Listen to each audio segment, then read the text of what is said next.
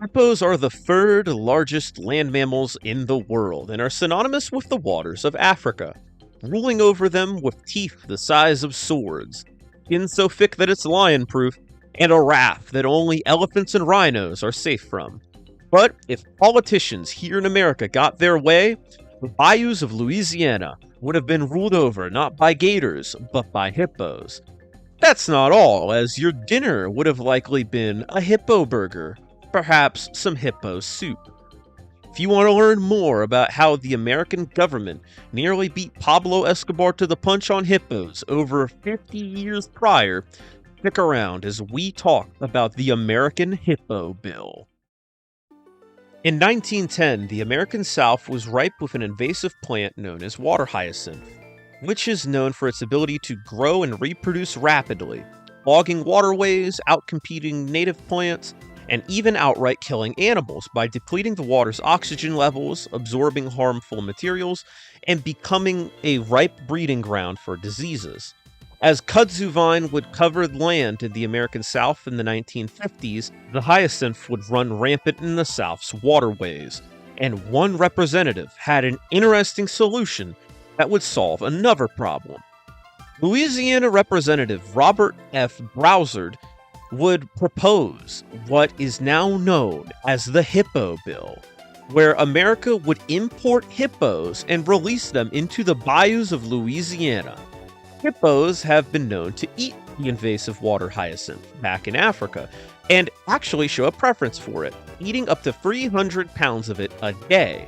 And as these hippos grow fat on invasive plants, they could in turn be used as a source of meat.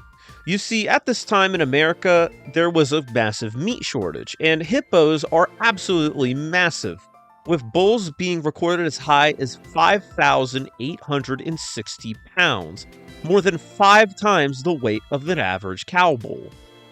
A researcher for the development of agriculture named William Newton Irwin claimed that if America moved forward with the bill, it could add 1 million tons of meat to the yearly supply. So, with an animal that could both eat America out of the water hyacinth problem and would then in turn be eaten to solve the meat shortage, the Hippo Bill would see many supporters, including the Department of Agriculture, press outlets such as Washington Post and the New York Times, and even former President Theodore Roosevelt. Although, him being a supporter of this bill should not come to a shock to anyone.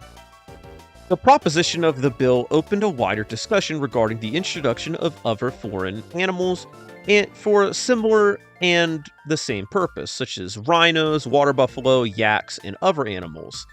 And as weird as eating hippos sounds, Major Frederick Russell Burnham raised the point that the vast majority of animals that Americans eat, such as cows, chickens, pigs, sheep, and goats, none of these animals are native to North America, instead being brought with them over from Europe.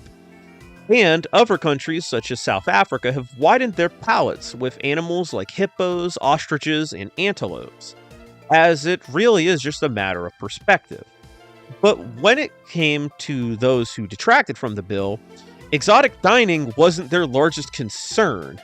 Instead, it would be that hippos would easily become the largest animal in North America, outweighing the American bison with ease. And on top of that, hippos are incredibly aggressive and territorial, rushing after anything or anyone that enters its territory, including boats and people, with about 500 people a year dying to hippos, and this is seemingly a lowball. So understandably, many Americans wouldn't be thrilled to add flesh tanks with arm-sized tusks to their wilderness, especially in swamps which are home to gators, giant snappers, a laundry list of deadly snakes, and depending on how far you are from the ocean, a shark with nothing to lose. Additionally, when it comes to farming, hippos would make terrible livestock. Hippos might be super large, but it takes them 5 to 15 years to reach sexual maturity, compared to cows who reach maturity around 2 years old, meaning several generations of cattle could come and go before a single hippo is ready to get it on. Hippos would also require a large and durable enclosure specifically made to suit their needs.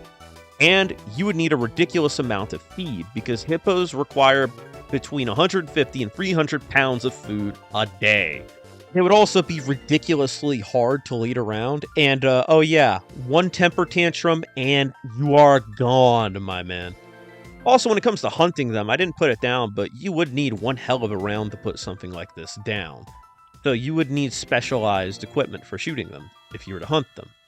So, when the vote finally came and concluded, the Hippo bill was a single vote short from passing, which is just insane to think about. If a single congressman had a second thought regarding the bill, Louisiana, and perhaps the entire United States' wilderness, would be entirely different.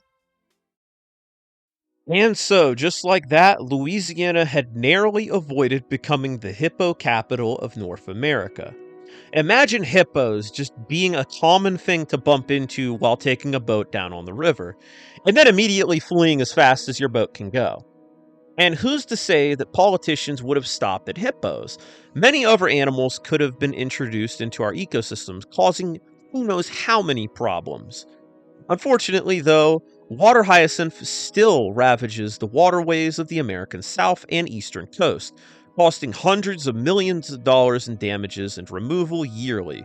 But fear not, as the Florida manatees have been known to eat these plants, although it is not their go-to option, so give him some time and give him some fries on the side. He'll eat them. And that is going to do it for the American Hippo Bill. How our politicians almost got you gored by a hippo. This was such an interesting topic to look into. I was looking into the Cross Lake Monster, which is a completely different hippo event, which happened in Louisiana just 18 years after. So, and this is not really a sequel. I just kind of researched this and that at the same time, and it was going to make it one big video. But I figured, might as well just make this two different videos. So if you haven't seen that video, go ahead and watch that right now. That was definitely an incident worth looking into. But yeah, after this video, we should be going back to the usual Cryptid Corner type of content for Thursday. I like Cryptid Corners kind of being guaranteed on Mondays, but I figured both of these topics were so interesting, might as well just do both of them back to back. But what did you think about it? What other things do you want me to cover? Weird stuff like this. Everyone, of course, knows about Pablo Escobar's hippos, so maybe like a video on that, or other out-of-place animals. I love out-of-place animals, man. So interesting to look into. But again, if you like this video, make sure to leave a like and drop a comment down below. Tell me what you thought about it. Tell me if you think that we should have hippos or rhinos over here in America. I wouldn't mind rhinos, honestly, because rhinos used to live in North America, like way, way, way long ago. So it would be interesting if you want my opinion on that. But I want to know your opinion. What recommendations you got from me? If you like this video, make sure to subscribe and ring that notification bell so you get all of the notifications. And if you really, really, really liked it, make sure to become a member. For $3 a month, you get videos like this early. You also get priority on recommendations, so make sure to do that. But you'd also just be a real one. But regardless of that, you already are a real one if you got this far in the video. Off topic, but Pokemon Center fucking sucks. I tried to order Pokemon cards, right? Like, I had the item in my cart, right, after a long queue. And it just completely spit me out when I didn't even get to order. Someone needed to know that. Someone needed to know that Pokemon Center's website sucks and the TCG issue is horrible. But yeah, you just needed to hear that. But anyway, I'm not going to hold you much longer. Thank you all for watching, and I will see you in the next video.